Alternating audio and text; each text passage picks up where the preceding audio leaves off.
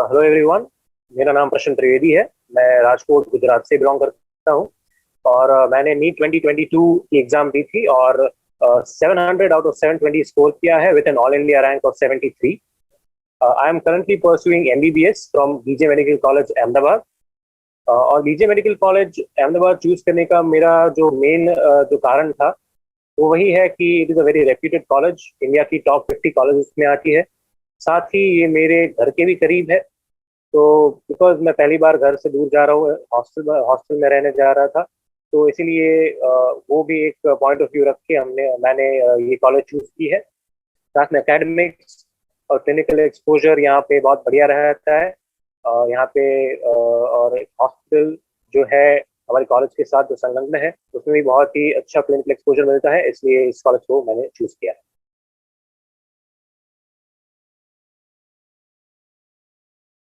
जी मतलब छोटी क्लासेस से ही मुझे साइंस में बहुत इंटरेस्ट रहा है। तो और मैथ्स भी मेरा काफ़ी स्ट्रांग था। 10th तक मुझे मैथ्स भी बहुत पसंद था।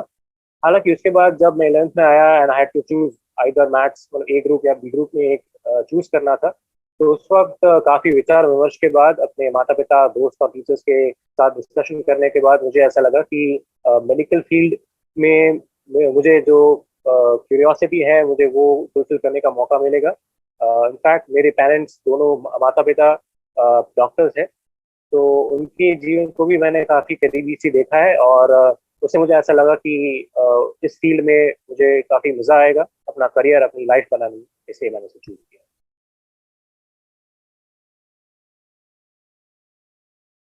जी मैं जिस स्कूल में था उसमें ऑलरेडी ये जो जी और नीट है उसके ओरिएंटेड ही 11th 12th में टीचिंग होती थी।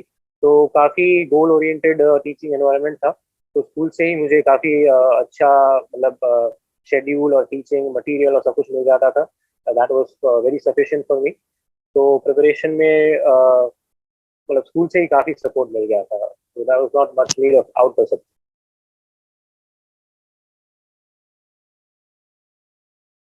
स्टार्टिंग डेज में एक्चुअली हुआ यूं कि मेरा जब 11th स्टैंडर्ड शुरू हुआ तो उस वक्त कोविड था, कोविड बस आया ही था, इसलिए एवरीथिंग ऑनलाइन था। तो घर में बैठ के ही मैंने प्रिपरेशन शुरुआत की थी। तो पहले में तो हल्का हल्का रहता था, ज़्यादा काम नहीं रहता था। लेकिन अगर मैं बात करूँ अभी के स्टूडेंट्स के बारे में जो ऑफलाइन जो क्लासेस में पढ़ने जाते हैं, तो उनके लिए मुझे ये कहना है कि आप इनिशियल डेज में आपको तकलीफ होगी। 10वीं से 11वीं और 12वीं में आप अगर आएंगे तो ट्रांजिशन थोड़ा मुश्किल है, क्योंकि पढ़ाई, सिलेबस, जो लेवल ऑफ टीचिंग और सब कुछ है वो बढ़ जाता है, थोड़ा मुश्किल तो पड़ेगा आपको। लेकिन शुरुआत में आपको हिम्मत नहीं हारनी है। आपको धीरज के साथ मेहनत करना शुरू करना है। अपना शेड्यूल बनाइए। जो पढ़ाया जाता है जिस दिन, ट्राई कीजिए कि उसी दिन आप सब कुछ कवर करें। अपना कोई भी होमवर्क है, कोई काम है, कोई असाइनमेंट है, कोई टेस्ट आ रही है तो उसमें पढ़ना है, तो उसका एक अच्छा सा शेड्यूल बनाइए, उसको फॉलो करने की पूरी पूरी कोशिश कीजिए। धीरे धीरे आप सेटल हो जाएंगे।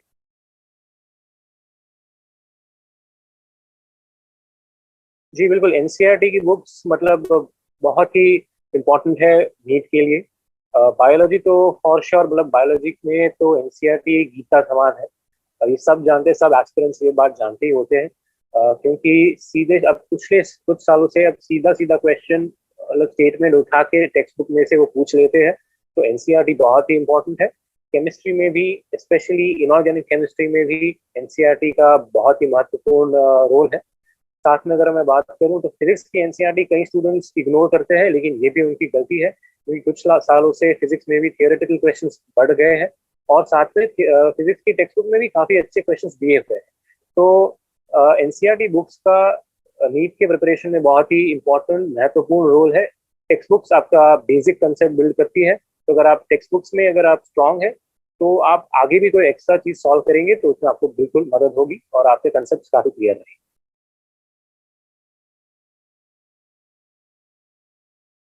जी, तो फिजिक्स मतलब हर ऑलमोस्ट हर नीट एस्पिरेंट को फिजिक्स थोड़ा मुश्किल लगता है, क्योंकि वो मैथ्स बेस्ड है। और वो जब कोई एस्पिरेंट नीट ऑप्ट करता है तो कई बार इसलिए वो ऑप्ट करता है क्योंकि उसका मैथ थोड़ा वीक होता है। तो फिजिक्स में उसको तकलीफ होती है और स्वाभाविक चीज है। तो फिजिक्स को मतलब मैंने, अगर मैं मेरी बात करूँ तो एनसीईआरटी में मैं ऐसे यूज करता था कि जिस दिन जो भी टॉपिक पढ़ाया जाता था उसका मैं उसकी थ्योरी टेक्स्ट बुक से मैं पढ़ लेता था। साथ में अगर कोई क्वेश्चन, कोई एग्जाम्पल दिया है तो उसको भी मैं अंडरस्टैंड कर लेता था। और उसके बाद अगर मैं बात करूं तो क्योंकि मेरा मैथ्स काफ़ी अच्छा था और मुझे मैथ्स पसंद है, अभी भी पसंद है, तो मुझे प्रॉब्लम सॉल्व करने में इतना दिक्कत नहीं आता था। लेकिन हाँ, कंसेप्चुअल अंडरस्टैंडिंग के लिए एनसीईआरटी के साथ साथ कई अच्छी कोचिंग इंस्टीट्यूट के मॉड्यूल्स हैं। साथ में अगर मैं बात करूँ कोई रेफरेंस बुक की, तो फिजिक्स के लिए डीसी पांडे की बुक है नीट के लिए, जो काफ़ी अच्छी बुक है, जिसमें काफ़ी अच्छे क्वेश्चंस दिए हुए हैं और कंसेप्ट भी काफ़ी अच्छी तरीके से एक्सप्लेन किए हैं। तो वो बुक आप रेफर कर सकते हैं, बिल्कुल कर सकते हैं।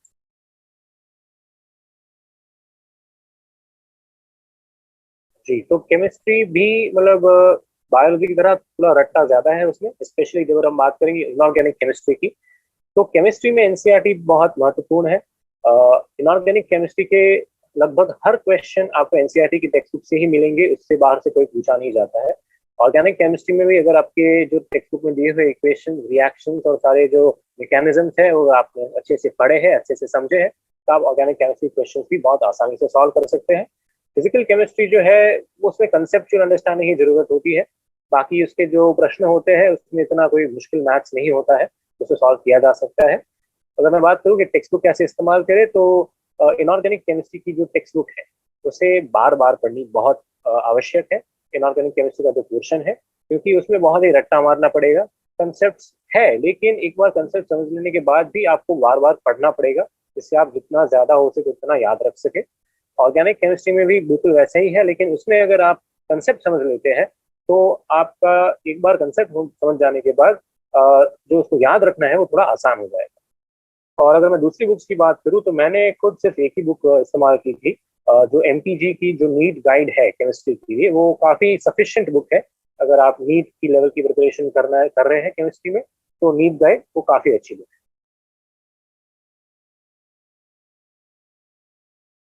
जी, तो बायोलॉजी जो है वो मतलब बाय एंड फॉर सबसे महत्वपूर्ण बुक तो एनसीईआरटी है। बायोलॉजी के लिए एनसीईआरटी वो है, गीता है, कुरान है, बाइबल है, आप जो मानना चाहे। एनसीईआरटी करना बहुत ही इंपॉर्टेंट है। एनसीईआरटी लाइन टू लाइन करना, कवर टू कवर करना बहुत इंपॉर्टेंट है। हर एक जो वाक्य है उसमें से प्रश्न बन सकते हैं, उस वाक्य को उठा के एग्जाम में ऑप्शन की तरीके से रख सकते हैं। तो एनसीईआरटी करना बायोलॉजी में बहुत इंपॉर्टेंट है। अगर मैं बात करूँ कि इसको रट्टा मारना, उसको याद रखना, तो अगेन वही चीज है। मतलब मुझे ये तरीका मेरे लिए काम कर गया। दैट वाज कि मैं बार बार पढ़ता था उसके नोट्स। कई बार कोई मुश्किल कोई कंसेप्ट है, समझ में नहीं आ रहा, याद नहीं रह रहा, तो उसके छोटे नोट्स बना लिए। ऐसी चीज ऐसे और सबसे इम्पोर्टेंट तो वही था कि मैं बार बार उसको पढ़ता था, रिवाइज करता था। हमारी एग्जाम आती थी तो I used to make sure कि मैं सब कुछ कवर कर लेता था। तो textbook is very important. अगर मैं रेफरेंस बुक की बात करूँ, तो कंसेप्ट या कोई टॉपिक के लिए आपको एनसीईआरटी के बाहर जाने की ज्यादा कोई जरूरत नहीं। कुछ गिने चुने ऐसे कंसेप्ट है जिसके लिए अगर आप बाहर जाए, आपके पास वक्त है, आपको इंटरेस्ट है, तो आप कोई दूसरी बुक रेफर कर सकते हैं।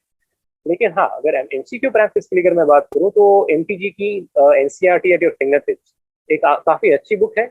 मोटे मोटे तौर पर सारे क्वेश्चंस, काफी सारे क्वेश्चंस उसके एनसीईआरटी टेक्स्ट बुक में से उठाए बनाए हैं उन्होंने। तो वो एक रेफरेंस बुक है जो मैं कहूँगा कि स्टूडेंट्स को यूज करनी चाहिए। इसके अलावा कोई ऐसी बुक जो कोई नए कंसेप्ट, बाहर के कंसेप्ट, टेक्स्ट बुक के बाहर के कंसेप्ट करने की कोई आवश्यकता नहीं है। एनसीईआरटी की टेक्स्ट बुक ही काफी सफिशिएंट।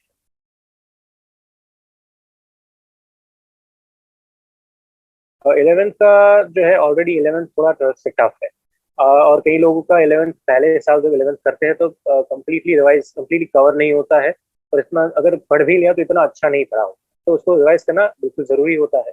लेकिन 12th शुरू होने के बाद वक्त थोड़ा कम मिलता है। तो अगर आपको मिलता है वक्त, तो आप कोशिश कीजिए कि जो आपके वीकेंड है, आप या फिर कोई छुट्टियां आ रही है, कोई आपके पास ब्रेक आ रहा है, तो उसमें आप एडजस्ट कीजिए कि भाई 11th का कोई ऐसा टॉपिक, या तो जो आपको मुश्किल लगता है, जिसमें आपके टॉपिक्स या फिर कंसेप्ट अनक्लियर है, या फिर जिसमें बहुत सारा रट्टा मारना है, मतलब आपने पढ़ा था उस वक्त समझ आ गया लेकिन अब याद नहीं आ रहा, तो उसको आपको वापस पढ़ना चाहिए। हालांकि ये बिल्कुल जरूरी नहीं है, क्योंकि क्या हुआ कि अगर मैं मेरी बात करूँ, तो मेरी स्कूल में उन्होंने बहुत ही बढ़िया, हमारे जो टीचर्स थे, ऐसा शेड्यूल बनाया था कि 12वीं के बीच भी 11वीं का हमारा थोड़ा बहुत रिविजन हो जाता था। कई बार तो 11वीं के जो कोई कई चैप्टर्स थे उनको वो हमारी टेस्ट में इंक्लूड भी करते थे, जिससे हम वो चैप्टर्स वापस पढ़े। और अगर मैं बात करूँ तो हमारा जो 12th का सिलेबस था वो काफी जल्दी खत्म हो गया, तो हमारे पास 11th को एक बार रिवाइज करने का भी मौका मिला था।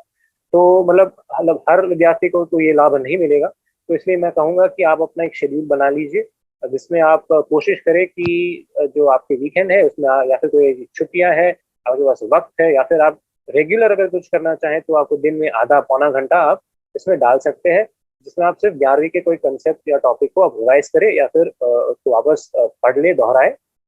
और वरना ऐसा भी किया जा सकता है कि अगर 12वीं खत्म होने के बाद आपके पास, आपको लगता है कि आपके पास 1-2 महीना या फिर थोड़ा वक्त रहेगा, तो आपको उसमें 11th कवर करना पड़ेगा।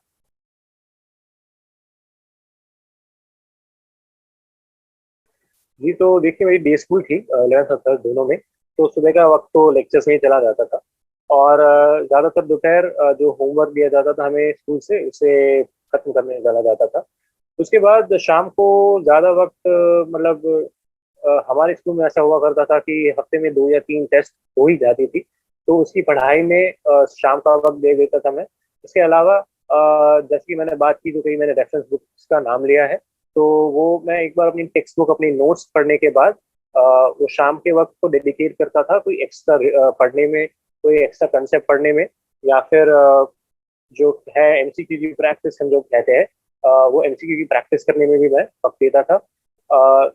तो टाइम शेड्यूल बिल्कुल हर विद्यार्थी को अपना बनाना चाहिए। किस तरीके से उनका जो स्कूल का टाइमिंग है उसके आसपास उसको कंस्ट्रक्ट करना पड़ेगा। अगर मैं बात करूं कि अ, हमारे वक्त कोविड होने के वजह से ऑनलाइन ही पढ़ाई चल रही थी, तो घर पे ही था, तो उस तरीके से मैं कह सकता हूँ कि काफी वक्त बच गया है ट्रैवलिंग का, ट्रांसपोर्ट आने जाने का, तो वो मुझे थोड़ा फायदा जरूर हुआ है।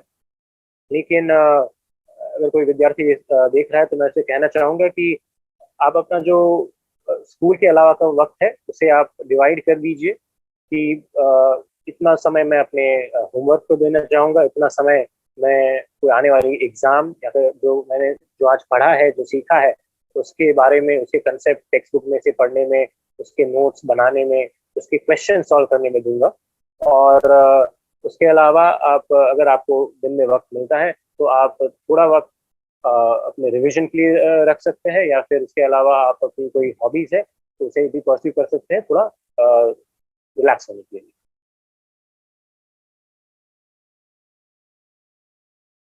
तो ये 2 साल की जो जर्नी है, ऑलरेडी जो विद्यार्थी है उतना पुख्त नहीं होता, उतना परिपक्व नहीं होता कि वो अपने इस जर्नी में आने वाले थोड़े जो उतार चढ़ाव है उसे सबको फेस कर सके। लंबी जर्नी है, इसलिए थकान, बर्नआउट महसूस होना बिल्कुल स्वाभाविक है। इसमें मैं अगर मेरी बात करूं तो जब भी मैं थोड़ा लो फील करता था, स्कोर नहीं आता था इतना, तो मेरा जो गो टू थिंग था वो था, मैं अपने माता पिता से बात करता था, उनसे शेयर करता था कि ऐसी पढ़ाई चल रही है, ऐसा स्कोर आया है, या फिर मैं I am not feeling good about it, कि मुझे अभी अच्छा नहीं लग रहा है, कि मुझे मैंने इतनी पढ़ाई की फिर भी मार्क्स कम आए, वगैरह वगैरह। इसके अलावा मैं बात करूं तो मैं दिन में 15-20 मिनट एक्सरसाइज या फिर प्राणायाम या फिर जो सूर्य नमस्कार है वो कर लेता था, जिससे थोड़ा फिजिकली फिट रहूं। साथ में मुझे मंत्रोच्चार का शौक है, और कुछ कुछ मंत्र मैं जानता हूँ, तो उसका भी मैं जो है जाप कर लेता था शाम को कई बार।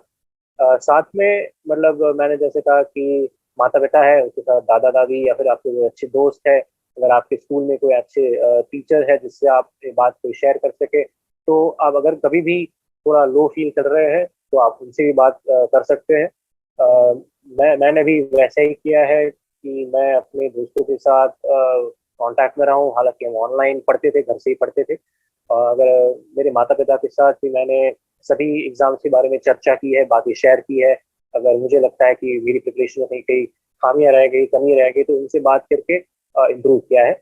और लो फेज में भी बहुत काम आते हैं, तो ये मेरी सलाह रहेगी।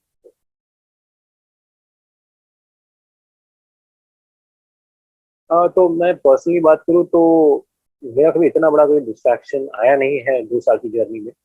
मतलब मैं ऑलमोस्ट कंसिस्टेंट था अपनी एफर्ट्स में। और लेकिन हाँ, अगर कोई विद्यार्थी है जो अच्छा स्कोर नहीं कर पा रहे हैं और उसका भी पेपर्स अच्छे नहीं जा रहे हैं और उसके कारण वो थोड़ा पढ़ाई से विमुख हो चुका है। तो उसके लिए जैसे मैंने कहा कि जो विद्यार्थी है उसके माता पिता, उसके कोई दोस्त उससे पहले थोड़ा बातचीत करे, उससे काउंसलिंग करे। जो टीचर्स है वो भी इसमें हिस्सा ले और विद्यार्थी से के साथ बैठे डिस्कशन करे, विचार विमर्श करे कि कहाँ गलतियां हो रही हैं। क्योंकि जो इस 2 साल की जर्नी में एक मोटिवेशन जो रहता है वो आपका परफॉर्मेंस रहता है आपकी स्कूल की टेस्ट में, आपकी जो भी कोचिंग है वहाँ की टेस्ट में। और अगर उसमें आप परफॉर्म नहीं करते हैं तो जो आपका मोटिवेशन है वो धीरे धीरे कम होने लगता है, तो आपको पुश नहीं मिलता है। तो कई बार लोग पढ़ाई छोड़ देते हैं, डिस्ट्रैक्ट हो जाते हैं, डिप्रेस हो जाते हैं कि अब नहीं करनी है, या फिर अब तो सिलेक्शन यहाँ पे भी मेरा कोई स्कोर नहीं हो रहा, रैंक नहीं आ रहा, तो मैं सिलेक्ट नहीं होऊंगा। तो ऐसे वक्त में बहुत महत्वपूर्ण है कि विद्यार्थी खुद अंदर से सेल्फ मोटिवेटेड रहे। वो अपने रिजल्ट ना देखे, लेकिन ऐसे कहते हैं कि फल की इच्छा मत रखो, कार्य करते रहो। तो अपना कर्म करते रहे, कार्य करते रहे, पढ़ाई करते रहे, अपनी गलतियों से सीखे। अगर अपनी जो आप तैयारियां कर रहे हैं अगर उसमें कुछ खामियां हैं तो उनको, उस खामियों को दूर करें और अपने दोस्तों से, अपने शिक्षकों से, माता पिता से बात करें, उनसे भी सीखें। अपने दोस्तों को अच्छा कर रहा है तो उनसे सीखें, उनसे जाने, उनके साथ बात करें। ये बहुत ही महत्वपूर्ण रहेगा और खुद से अंदर से मोटिवेटेड रहे तो उनको कोई डिस्ट्रैक्ट नहीं कर सकता। मार्क्स आए ना आए, अगर खुद से अगर आप, आपके अंदर वो अगर ज्वाला है कि मुझे कर दिखाना है, मैं कर सकता हूँ, तो आप डिस्ट्रैक्ट नहीं होंगे।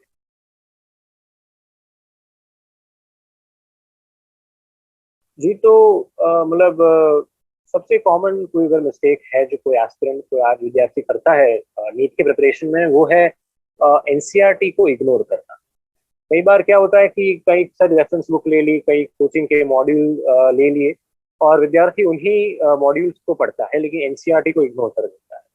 तो ये बहुत ही एक बड़ी मिस्टेक है, क्योंकि अंत में जाके पता चलेगा आप सबको कि एनसीईआरटी ही सबसे महत्वपूर्ण है। और एनसीईआरटी अगर आपको आती है और आपने अच्छे से पढ़ी है तो आपका स्कोर ऑटोमेटिकली एक बेंचमार्क से एक थ्रेशोल्ड तक पहुंच जाता है। इतना स्कोर तो आएगा ही आएगा, उसके ऊपर वो फिर आपके इंडिविजुअल स्किल सेट और आपके नॉलेज पे है। लेकिन एनसीईआरटी को इग्नोर करना एक सबसे पहली और बहुत ही गंभीर भूल है।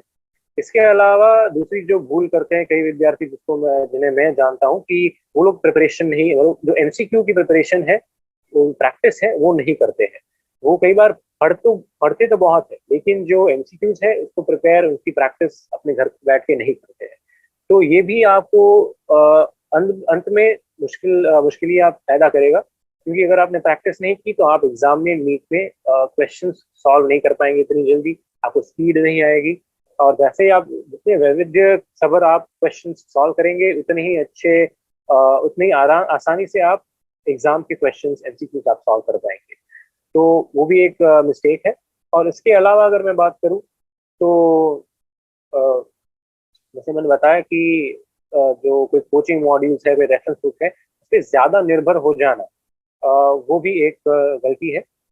और उसके अलावा कि आप अपना एक जो फिक्स शेड्यूल है उसको फॉलो ना करें, समय का आप ध्यान ना रखें, कोई टाइम मैनेजमेंट में चूक हो जाए, तो ये जो गलतियां हैं ये भी आपको कहीं ना कहीं आगे जाके मुसीबत में डाल सकती है। तो इससे बेहतर है कि आप अपना एक अच्छा सा टाइम शेड्यूल बना लीजिए, उसमें आप अपना रिलैक्सेशन टाइम भी रखिए, आराम करने का भी वक्त रखिए, और पढ़ाई को भी एक अच्छे से कैटेगराइज करके उसके लिए वक्त दीजिए।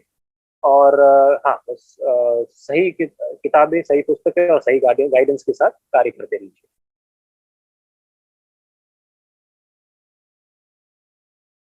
मेरी बात करूँ तो मैंने 11th से ही शुरू किया था। उससे पहले मैंने कोई मतलब मैं जेई नीट के बारे में ज़्यादा सोच भी नहीं रहा था। 10वीं में आने के बाद मैंने स्ट्रीम के बारे में सोचना शुरू किया कि ये लेना है या बी ग्रुप लेना है। तो 11th स्टैंडर्ड से आप शुरू कीजिए, कोई कोई दिक्कत नहीं है। आराम से आप 2 साल में अगर आप कंसिस्टेंटली मेहनत करेंगे तो आप आराम से इसको आराम से इसे एग्जाम को क्लियर कर सकते हैं। अ, मैं एक फ्रेशर हूँ, मैंने कोई ड्रॉप ईयर भी नहीं लिया है। तो आप 11th की शुरुआत से अगर आप अपनी मेहनत शुरू कर देंगे, अपनी प्रिपरेशन शुरू कर देते हैं, तो 2 साल काफी समय होता है जिसमें आप आराम से सभी जो पूरा सिलेबस है उसको कवर कर सकते हैं, रिवाइज करके आप एग्जाम को क्रैक कर सकते हैं। तो इतना भी नहीं कि 10वीं से 9वीं से कई लोग शुरू कर दे, कई विद्यार्थी शुरू कर देते हैं, और जो दूसरे विद्यार्थी हैं जो लेट शुरू करते हैं उनको ऐसा लगता है कि हम पीछे रह गए, लेकिन ऐसी कोई बात नहीं है। 11th जो 9वीं में शुरू करता है वो बंदा भी शायद आगे जाके पास ना कर पाए, और जो 11वीं में शुरू करता है वो अच्छे मार्क के साथ क्रैक करे। तो ऐसा कोई नहीं, 11वीं मुझे लगता है कि 11वीं की शुरुआत एक सही वक्त है जहाँ आपको शुरुआत कर देनी चाहिए।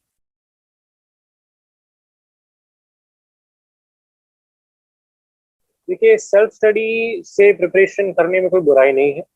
मुश्किल जरूर है थोड़ा बहुत, क्योंकि जो विद्यार्थी कोई कोचिंग में स्कूल में जाता है तो उसको टीचर्स का गाइडेंस मिल जाता है, और दूसरे विद्यार्थी उसके साथ है जो एक ही लक्ष्य को हासिल करने निकले हैं, तो उनसे भी आप सलाह मशवरा करते हैं, उनसे बातें करते हैं, उनसे कुछ जानते हैं।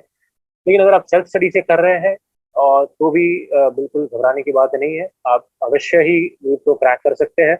मैं जानता हूँ, मेरे साथ अभी मैं कॉलेज के फर्स्ट ईयर में हूँ, तो मेरे साथ जो एक मेरा सहाध्यायी है, वो उसने खुद सेल्फ स्टडी करके 695 मार्क लाए हैं नीट 2022 में। तो बिल्कुल ऐसा नहीं है कि आप सेल्फ स्टडी कर रहे हैं तो आपके कम मार्क आएंगे या फिर आप क्रैक नहीं कर पाएंगे। रही बात कि आप कैसे इसको करेंगे, तो सबसे महत्वपूर्ण, जैसे मैंने बताया, कि आप एनसीईआरटी को फॉलो करें। साथ में जो भी अच्छे रेफरेंस बुक्स के बारे में मैंने आपको बताया है, उससे आप रेफरेंस बुक जो है उसको आप खरीद के, मतलब उसको इवेल्युएट करें कि कौन सी पुस्तक आपकी रहेगी, अच्छी रहेगी, और फिर आप उन बुक्स को सॉल्व करें। अपना एक परफेक्ट टाइम शेड्यूल बनाएं, और क्योंकि आप सेल्फ स्टडी कर रहे हैं तो आपको ये भी ध्यान रखना है कि कितने वक्त में, कितने दिनों में मुझे एक एक चैप्टर खत्म करना है, उस चैप्टर को, उसके क्वेश्चंस को सॉल्व करना है। अगर कोई फिजिक्स का, केमिस्ट्री का चैप्टर है तो उसके जो क्वेश्चंस है उसको प्रैक्टिस करने के लिए भी मुझे वक्त देना है। साथ में आगे जाके कुछ दिनों बाद, कुछ महीनों बाद, उस जो पुराना किया हुआ चैप्टर है उसको रिवाइज करने के लिए भी मुझे थोड़ा वक्त बिल्कुल देना है। साथ में आप अगर सेल्फ स्टडी कर रहे हैं तो मैं कहूँगा कि आप कोई ऑनलाइन प्लेटफॉर्म या फिर कोचिंग इंस्टीट्यूट से एटलीस्ट मॉड्यूल्स या फिर आप टेस्ट सीरीज खरीद सकते हैं। इससे क्या होगा कि एक मॉड्यूल अगर आप लेंगे तो उसमें थोड़ी एक्स्ट्रा इन्फॉर्मेशन है, उसमें क्वेश्चंस भी है प्रैक्टिस के लिए, तो क्वेश्चंस बहुत ही इंपॉर्टेंट है, राइट। प्रैक्टिस करना बहुत ही इंपॉर्टेंट है। उसके अलावा अगर मैं बात करूँ तो अगर आप टेस्ट सीरीज लेते हैं तो वो जो इंस्टीट्यूट है वो जो टेस्ट कंडक्ट करेगी वो एक स्टैंडर्डाइज लेवल ऑफ टेस्टिंग होगा, राइट। तो वो बहुत ही इंपॉर्टेंट होता है, क्योंकि आप प्रिपरेशन खुद से कर रहे हैं, तो अगर आप उनकी टेस्ट देंगे तो आपको आइडिया आएगा कि आप किस लेवल की प्रिपरेशन कर रहे हैं, दूसरों की क्या मतलब लेवल है, और आपको कहाँ गलतियां हो रही हैं और किस तरीके से आप उसको इम्प्रूव करेंगे। ये बहुत इंपॉर्टेंट होता है कि इनको एनालाइज करें। तो इस तरीके से आप अपनी सेल्फ स्टडी कर सकते हैं। साथ में अगर कोई ऑनलाइन फ्री रिसोर्सेज मिल जाते हैं आपको यूट्यूब पे, किसी भी सब्जेक्ट के लिए वीडियोस, तो आप उसको भी रेफर कर सकते हैं। लेकिन उसमें ज्यादा वक्त जाया मत कीजिए। ज्यादा वीडियोस देखने से भी ऐसा नहीं है कि कंसेप्ट समझ में आ जाएगा। एक या दो वीडियोस देखिए, आप सर्च कीजिए कि कौन सा प्लेटफॉर्म आपके लिए अच्छा रहेगा, आपको जिसको समझ में आता है, और उसको फॉलो कीजिए।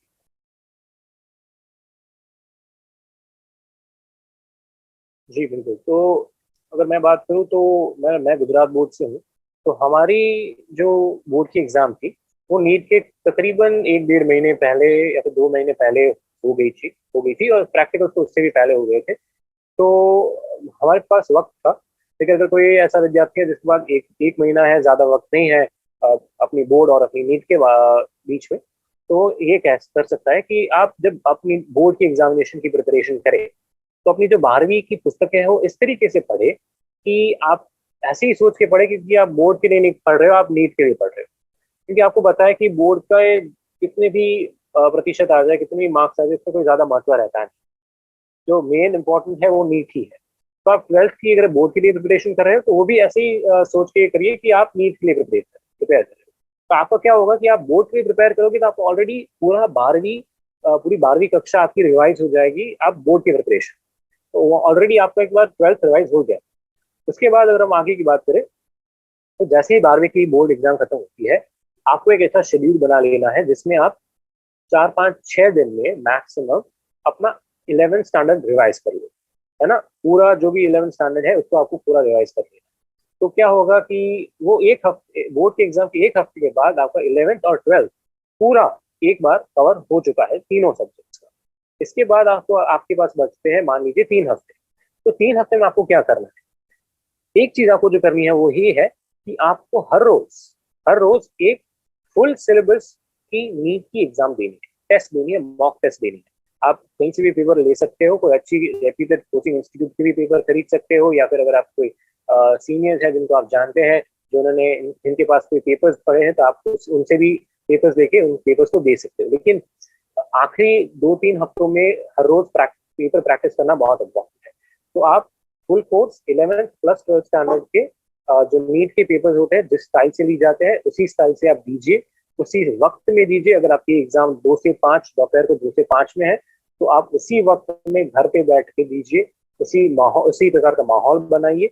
एमसीक्यू ओएमआर की शीट लीजिए, उसी में ही आप जो गोला बनाना है उसी उसी प्रकार से आप इस एग्जाम को दीजिए, और प्रिपरेशन आखिरी 3 हफ्ते में कीजिए। साथ ही जो आपने नीट जो एग्जाम दो, आप मॉक टेस्ट होगी हर रोज, उसका चेकिंग कीजिए, उसका एनालिसिस कीजिए, कहाँ गलतियां हुई उसे ध्यान में रखिए, सुधारिए, लिख लीजिए साइड में कि मुझे यहाँ गलतियां हो रही है। क्योंकि अब आखिरी 3 हफ्ते में आप ज्यादा कुछ नहीं कर पाओगे, तो कोई नया कंसेप्ट है, नया टॉपिक आप कवर नहीं कर सकते। आपको आखिरी 3 हफ्ते में यही सुनिश्चित करना है कि जो मुझे आता है उसमें मैं गलतियां ना करूँ, और जो मुझे नहीं आता है उसे मैं कैसे अवॉइड करूँ।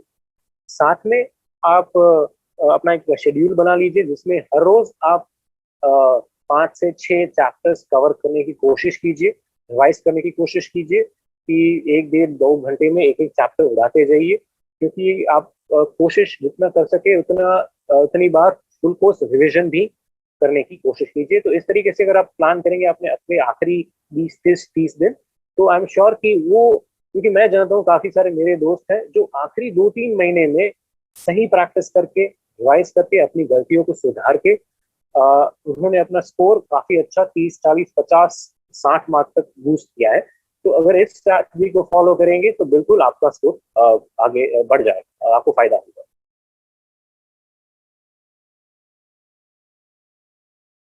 जी, तो देखिए 3 महीने का वक्त है आपके पास, आपकी बोर्ड एग्जाम भी बीच में आएगी, तो आपको पहले से उसको थोड़ा साइड में रख लेना है कि भाई देखो, बोर्ड एग्जाम में, प्रैक्टिकल एग्जाम में थोड़े दिन जाया होंगे, तो उनको निकाल के आपको देखना है कि मेरे पास कितने दिन है, कितना वक्त है।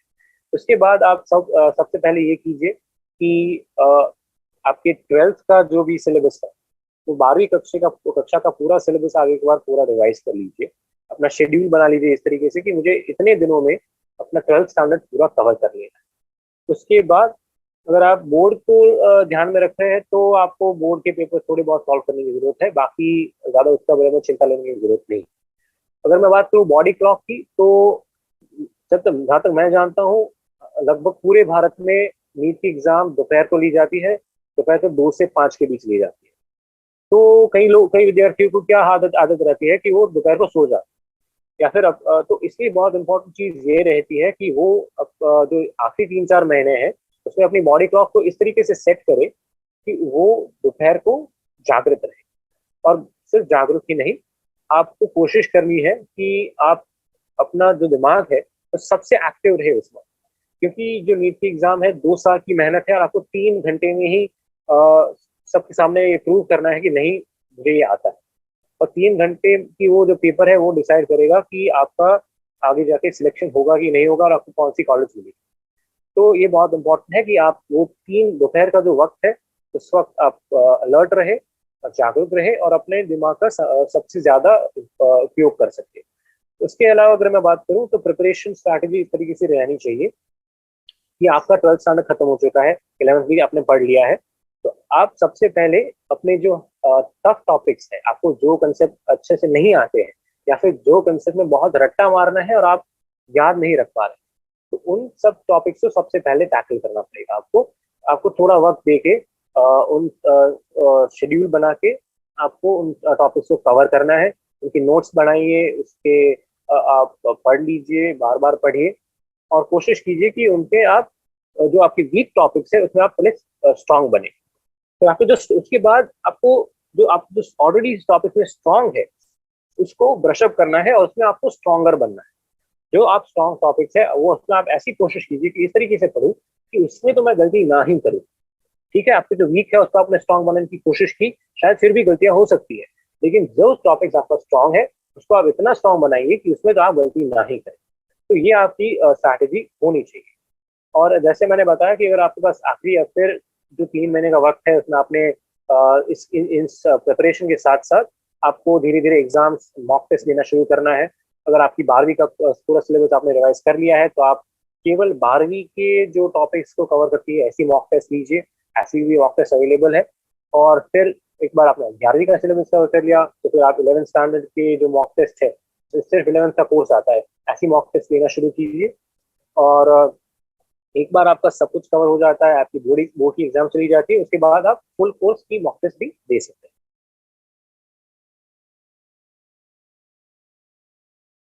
जी तो सुबह के दौरान जैसे बताया कि सुबह का वक्त तो मैं लेक्चर्स पढ़ता देखता था।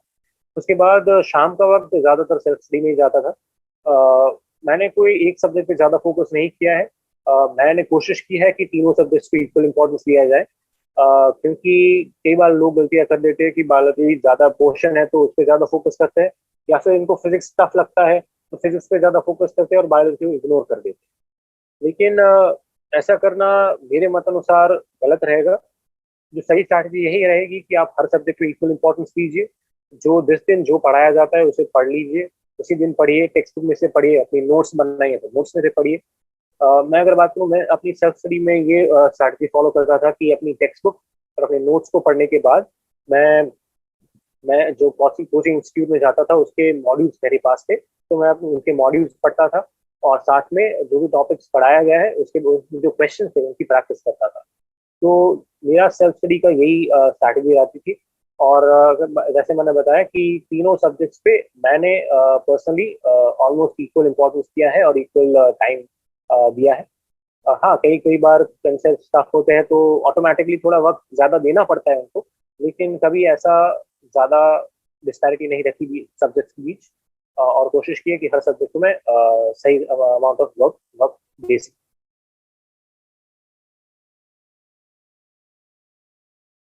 कि देखिए, शुरुआत में नंबर बिल्कुल कम आएंगे, मेरे भी कम आते थे, क्योंकि आप पहली बार कोई ऐसी लेवल की टेस्ट दे रहे हो। आप अब तक 10वीं तक आपने सिर्फ वो रिटन एग्जाम दिए हैं, अपनी बोर्ड एग्जाम में रिटन एग्जाम की, और ये एमसीक्यू है और इसका पूरा फॉर्मेट ही अलग है। जो क्वेश्चन की लेवल है वो अलग है, क्वेश्चन का जो अप्रोच रहता है वो अब रट्टा वाला नहीं रहता है, उसमें काफी सारे कंसेप्ट आ जाते हैं। तो कंसेप्चुअल अंडरस्टैंडिंग आपकी अगर स्ट्रांग नहीं है तो आप गलतियां करेंगे।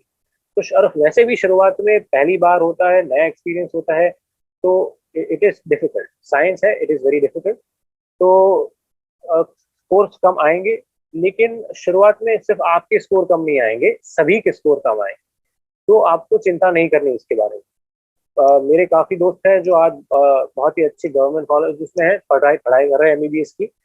लेकिन शुरुआत में उनके स्कोर भी कम आते थे, 450, 500, 550 ऐसे आते थे। धीरे धीरे उन्होंने इम्प्रूव किया है। जैसे जैसे क्योंकि 2 साल आपको लगेगा कि शुरुआत में मेरे स्कोर कम आ रहे हैं तो मैं कैसे इम्प्रूव करूंगा, लेकिन 2 साल एक बहुत लंबा टाइम है। उसमें आप आराम से अपने स्कोर को 200, 150, 250 तक इम्प्रूव कर सकते हैं। क्योंकि शुरुआत में क्या होता है कि सिर्फ 2, 3, 4 चैप्टर्स पढ़ाए जाते हैं, उसकी टेस्ट ली जाती है। तो उसमें क्या होता है कि हर चैप्टर में वो डिटेल में जाते हैं और मुश्किल सवाल भी पूछते हैं।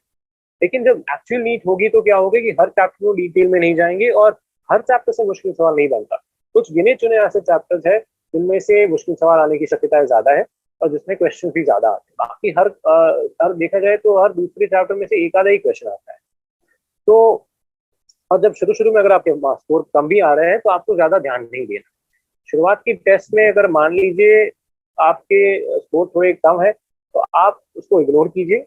हाँ, आपकी जो गलतियां हैं उसे सुधारिए, उससे सीखिए, कोशिश कीजिए कि उन्हें ना दोहराए। लेकिन उसके अलावा आपको उससे मन पे दिल पे नहीं लेना है कि मेरा दोस्त अच्छा कर गया, मैं अच्छा नहीं कर पा रहा, मैं मेहनत कर रहा हूँ लेकिन फिर भी अच्छा नहीं हो रहा, तो कोई बात नहीं, हो जाएगा।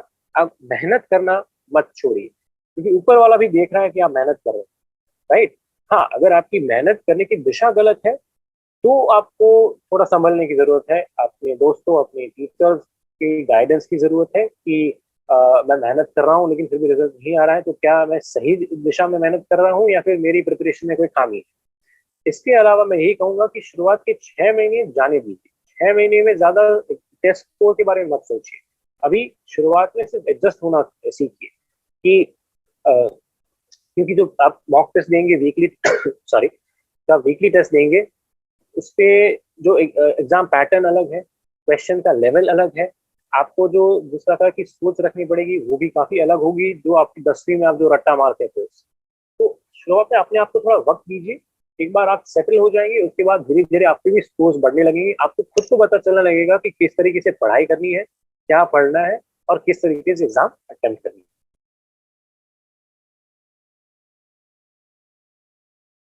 जी, तो मेरी नीट जो थी वो 17 जून 2022 को कंडक्ट हुई थी। दोपहर का 2 से 5 का एक सेशन था।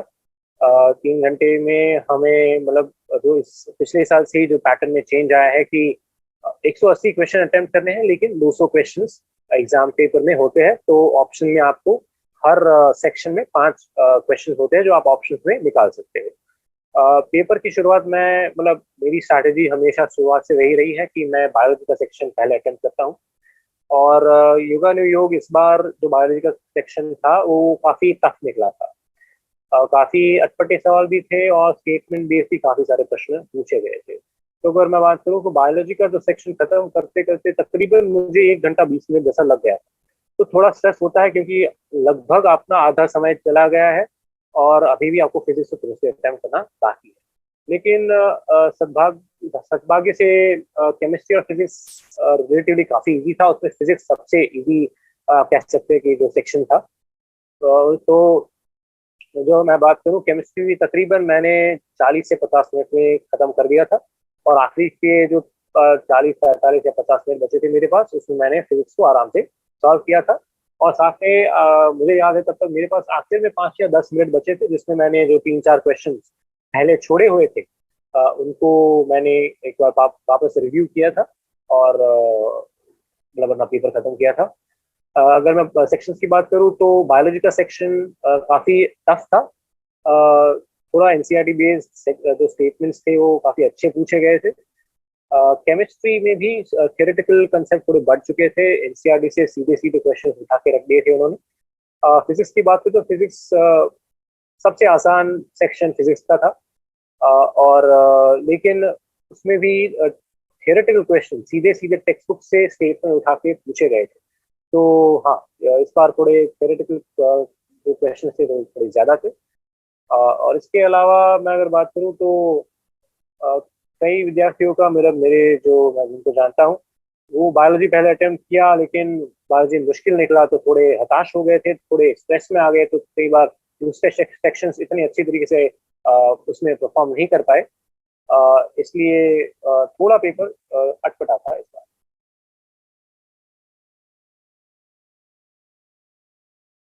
जी, तो पहला दिन 15वीं नवंबर को हमारी कॉलेज की शुरुआत हुई।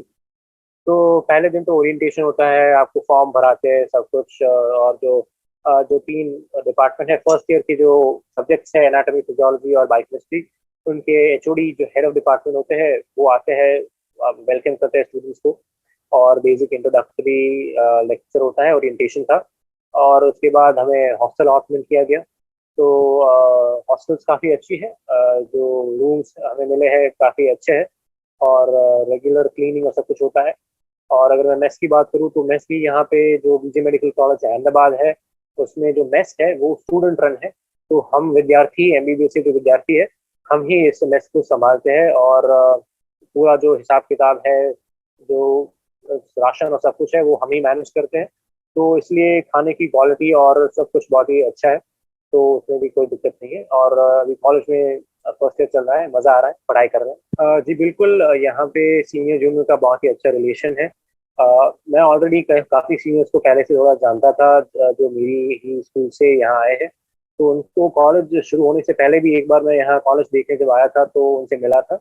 और काफी फ्रेंडली अप्रोच है, मतलब सिर्फ हमारे हमसे सीनियर इमीडिएट सीनियर उनके भी उनका ही नहीं, लेकिन जो सुपर सीनियर भी है जिनको मैं जानता हूँ उनसे मुलाकात हुई है मेरी, वो भी काफ़ी हेल्पफुल है, काफ़ी ओपन है। और यहाँ पे आने के बाद उन्होंने हमें काफ़ी सारी चीज़ों में गाइड किया है कि हॉस्टल में कैसे रहना है, कोई तकलीफ है तो किन से संपर्क करना है, कैसे मतलब नए दोस्त बनाए, एकजुट रहे। और पढ़ाई के बारे में भी कि कौन सी किताबें हमें पढ़नी चाहिए, कैसे प्रिपरेशन करनी चाहिए। अगर हम जा रहे हैं अपने लेक्चर्स के लिए, अपने जो एनाटॉमी है तो डिसेक्शन में जा रहे हैं, प्रैक्टिकल प्रैक्टिस में जा रहे हैं, तो उसमें हमें कौन सी चीज़ों की ध्यान रखनी चाहिए, कैसे मतलब वहाँ आप कॉलेज में भी कैसे पढ़ाई करनी चाहिए, और अपनी खुद की प्रिपरेशन भी कैसे करनी चाहिए, काफ़ी हेल्पफुल है। अभी भी हम कभी भी उनसे संपर्क कर सकते हैं, और मतलब हमें कोई भी एकेडमिक नॉन एकेडमिक हेल्प की ज़रूरत है तो बिल्कुल वो हमें तुरंत ही जवाब मिलता है।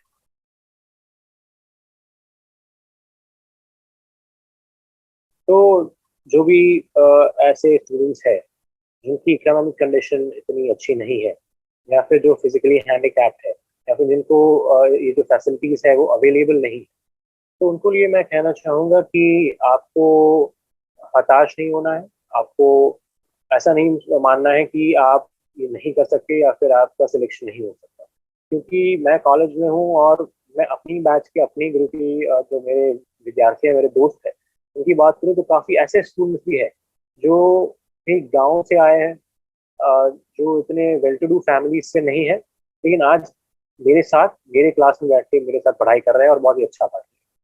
तो बिल्कुल आपका आप भी आपके लिए भी ये संभव है कि आप भी अच्छा पढ़ सकते हैं, एग्जाम क्रैक कर सकते हैं और अच्छी गवर्नमेंट कॉलेज, मेडिकल कॉलेज, या फिर आपको अगर इंजीनियरिंग का आपका गोल है तो आप इंजीनियरिंग कॉलेज में एडमिशन पा सकते हैं।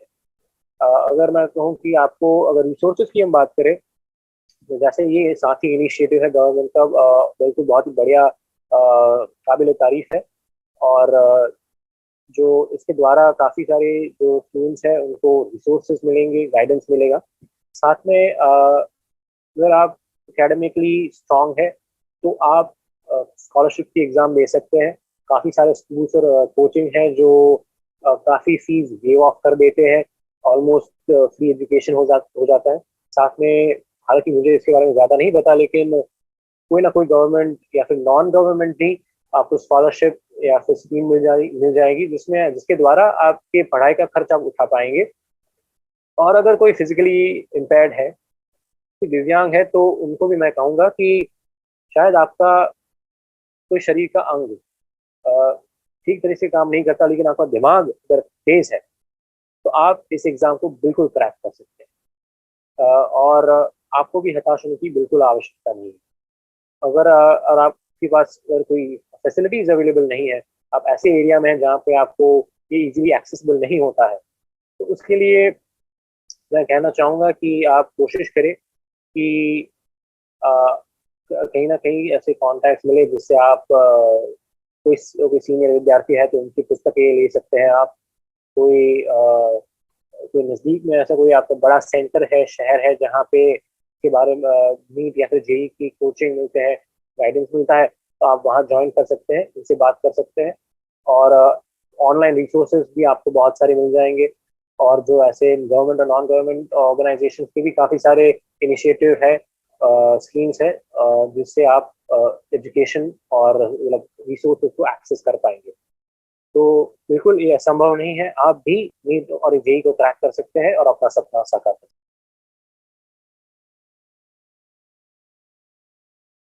हैं। तो जो भी विद्यार्थी सेल्फ स्टडी कर रहा है, तो सबसे पहले तो मैं ये कहना चाहूंगा कि आप अपने आप में विश्वास रखिए, हिम्मत रखिए, आप ये कर सकते हैं। काफी विद्यार्थियों ने किया है और आप भी ये कर पाएंगे। लेकिन आपके लिए सबसे महत्वपूर्ण ये चीज रहती है कि आप सेल्फ मोटिवेटेड, सेल्फ मोट क्योंकि आप खुद से पढ़ाई कर रहे हैं तो आपको कोई बाह्य मोटिवेशन का सोर्स शायद ना मिले। इसलिए बहुत ही महत्वपूर्ण है कि आप खुद से अंदर से आपने वो अ, धगश है कि आपको नीट या जेई क्रैक करनी है। साथ में आपका रिसोर्सेज बहुत ही क्लियर कट और सिंपल रखे कि NCERT is the most important text book. सभी सब्जेक्ट के लिए एनसीईआरटी बहुत ही इंपॉर्टेंट है। साथ में केवल एक या तो दो रेफरेंस बुक्स आप रेफर कर सकते हैं। ज्यादा से ज्यादा प्रैक्टिस कीजिए, कोशिश कीजिए कि जैसे आपके चैप्टर्स कवर होते जाए उसके साथ साथ आप मॉक टेस्ट दीजिए, क्वेश्चन अटेम्प्ट कीजिए, टेस्ट दीजिए। जहाँ से भी आपको टेस्ट मिलते हैं, टेस्ट सीरीज मिल रही है, आप उनको उसको अटेम्प्ट कीजिए। अपनी टेस्ट में जो गलतियां हो रही है उसको एनालाइज कीजिए। अपना हर रोज का एक एक टाइम टेबल जो है वो एक अच्छे से शेड्यूल बना लीजिए। आप हर चीज, हर सब्जेक्ट को इक्वल इम्पोर्टेंस दीजिए, कहीं पे ज्यादा कहीं पे कम ऐसा मत कीजिएगा। और साथ में वक्त से हर टाइम टू टाइम ब्रेक लेते रहिए। अपने जो हॉबीज है उसमें थोड़ा वक्त दीजिए, रिलैक्स कीजिए। अपने माता पिता, अपने अच्छे दोस्त हैं उनके साथ बातें कीजिए, उनका गाइडेंस लीजिए। कई बार वो अगर गाइडेंस ना भी दे पाए लेकिन उनके साथ थोड़ा वक्त बिताइए। आपका जो माइंड है वो खुद फ्रेश हो जाएगा, आप रिफ्रेश हो जाएंगे, रिचार्ज हो जाएंगे और वापस से अपने काम में लग जाएंगे। तो सेल्फ स्टडी करके भी बिल्कुल से क्रैक किया जा सकता है, लेकिन सबसे महत्वपूर्ण चीज ये है कि आप फोकस्ड रहे, आप कंसिस्टेंट रहे। 2 साल है, लंबा वक्त है, एक बड़ी लंबी जर्नी है, लेकिन अगर आपने डेडिकेशन के साथ काम किया है तो 2 साल के बाद आपको बिल्कुल परिणाम मिलेंगे, अवश्य।